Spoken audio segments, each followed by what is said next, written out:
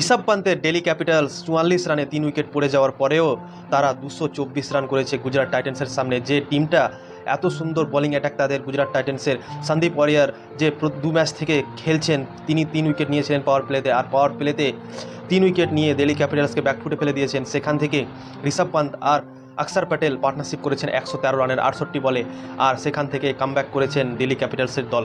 আর কি বলবো দাদা, লাস্ট ৩ ওভারে ১৮ বলে ৬৭ রান করেছে দিল্লি ক্যাপিটালসের টিম। লাস্ট ২ ওভারে যদি কথা বলা যায়, দিল্লি ক্যাপিটালস ৫৩ রান করেছে লাস্ট ২ ওভারে।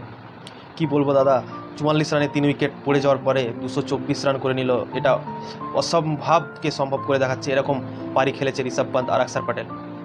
অক্ষর প্যাটেল ৩ নম্বরে ব্যাটিং করেছিল আজকে, তাকে চান্স দিয়েছিল দিল্লি ক্যাপিটালসের দল ৩ নম্বরে, কিন্তু অক্ষর প্যাটেল নিরাশ করেনি।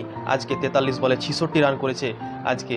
তো কি বলবো দাদা, আউটস্ট্যান্ডিং ইনিংস, দারুণ ইনিংস। যত তারিফ করবো অক্ষর প্যাটেলের ব্যাপারে তত কম। এই ছেলেটার দারুণ ট্যালেন্ট আছে অক্ষর প্যাটেল।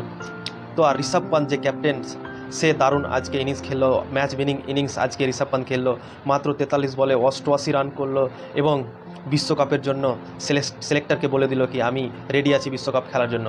কেন আজকে ৪৩ বলে ৮৮ রানের ইনিংস খেলে ঋষভ পান্ত বুঝিয়ে দিয়েছেন সিলেক্টরকে কি আমি রেডি আছি বিশ্বকাপ খেলার জন্য, আমাকে আপনারা পিক করুন এবং আমাকে টিমে আপনারা নিতে পারেন।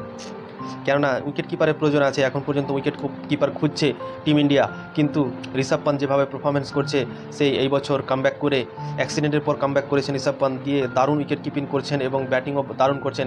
আজকে সেই উইকেট কিপিং দারুণ করেছেন আজকে। কি বলবো দাদা, 2টো ক্যাচ নিয়েছেন, তাও আবার একটা পেস বোলিংয়ের ক্যাচ নিয়েছেন, এজ লেগে কাছে কিপিং করছিলেন, সেখান থেকে ক্যাচ নিয়েছেন, এবং কুলদীপ যাদবের বলেও একটা ক্যাচ নিয়েছেন তিনি। তো দারুণ ব্যাটিং আর দারুণ উইকেট কিপিং করছেন ঋষভ পান্ত, দারুণ ফিট মনে হচ্ছে তাকে দেখে এই বছর। তো ৮৮ রান করলো, ৪৩ বলে 8টা ছক্কা মেরেছে দাদা। কি বলবো দাদা, 8টা ছক্কা মারা কোনো সহজ কাজ নয়, কঠিন কাজ, কিন্তু কঠিন কাজটাই ঋষভ পান্ত করে দেখায়। আগেও আমরা দেখেছি, আর সেই পুরনো ঋষভ পান্ত এই বছরও দেখতে পাচ্ছি দাদা। কি বলবো দাদা, ঋষভ পান্তের ব্যাপারে যত তারিফ করবো তত কম। এই ম্যাচে গুজরাট টাইটান্স আর দিল্লি ক্যাপিটালসের ম্যাচ হলো, এই ম্যাচে কি বলবো দাদা, লাস্ট অব দি ম্যাচটা গেল। লাস্ট বলে 5 রানের দরকার ছিল, কিন্তু রাশিদ খান এই লাস্ট বলটাকে বাউন্ডারি মারতে পারলো না। লাস্ট বলে কোনো রান হলো না, আর 4 রানে ম্যাচ জিতলো দিল্লি ক্যাপিটালস। দারুণ ম্যাচ আজকে আমরা দেখতে পেলাম। এক সময় মনে হচ্ছিল না কি গুজরাট টাইটান্স এই ম্যাচটা কাছাকাছি যেতে পারবে, কিন্তু কি বলবো দাদা, ডেভিড মিলার আর রাশিদ খান আর সাই সুদর্শন, এরা 3 জন মিলে ম্যাচটাকে লাস্ট অবধি নিয়ে গেছেন। ডেভিড মিলার 23 বলে 55 রান করেছেন, আর সাই সুদর্শনও 65 রান করেছেন আজকে 37 বলে, আর সেই রাশিদ খান 11 বলে 22 রানের একটা ইনিংস খেললো আজকে, আর অলমোস্ট ম্যাচ জিতিয়ে দিয়েছিল গুজরাট টাইটান্সকে, কিন্তু লাস্ট বলে বাউন্ডারি মারতে পারলো না রাশিদ খান দিয়ে।